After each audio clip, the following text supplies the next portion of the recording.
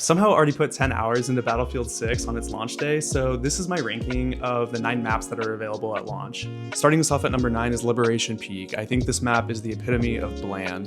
There are no interesting landmarks really other than the rock in the center. There's a lot of really punishing rotation points for infantry in this map. I think they could have leaned into like the blues and whites of the color palette a lot more to give it more of a visual identity, but it ends up just coming off as gray. At number 8 we have Iberian Offensive. I think this is another map where the color palette, they really took it back to basics where it's super bland, very grayed out. I think also to set it apart from its counterpart Saints Quarter, which is very colorful and lively. I think the tight corridors on this map and the central objective, this 2-story building that's just constantly exploding, it makes for a really crazy and fun gameplay. At number 7 we have Saints Quarter, which is the colorful alternative to Iberian Offensive. Infantry only. The high ground is really punishing and enables a lot of spawn killing, which I think for like a fast-paced mode like TDM, I think is totally fine. At number 6 we have Empire State. I think for Conquest, this is like the perfect infantry only map. It has the sense of flow to it where because there's not a lot of tight choke points, it makes it really easy for teams to move between objectives, and so the map is constantly flipping. But for more attack defend game modes like Rush and Breakthrough, I think this map actually like really struggles because the defenders get to flank the attacker spawns so easily because of those lack of choke points. At number 5 we have Mirak Valley. This map reminds me a lot of Haenan Resort from Battlefield 4, where you have this big sniper tower in the middle that everyone is orienting around, but then you have a lot of open vehicle-based objectives that players can rotate through.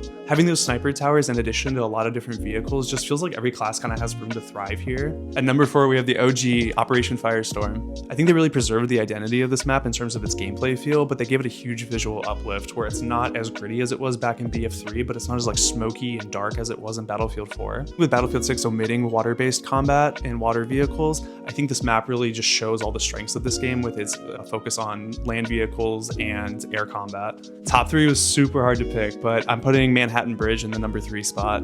I'll say this for all the top 3 maps, but I think Battlefield maps are at their best when they are infantry focused, but they have choke points or objectives that couldn't exist in other first-person shooter games. Because you have vehicles to break up those choke points and objectives, you're able to design much more unique and harder to capture objectives that just can't exist in other games. So you have this like center objective on this map that's under the Manhattan Bridge. It's like completely enclosed, but you can roll a tank in there to clear it out. Or there's an objective that's on top of these like apartment buildings that you have to rappel up as an infantry to get to, but you can fly a helicopter over and just completely wipe the objective. It's awesome. Number 2, we have New Sobek City. I think similar to the Manhattan map, there's a lot of really tough to take objectives on this that vehicles really enable you to push through. There are some like really tight, tall buildings that create these intense lockout fights, and also a lot of advantage points for snipers where it just feels like every class can contribute to a fight. This map reminds me a lot of Gulf of Oman, and I think that speaks to the fact that this is going to be a classic.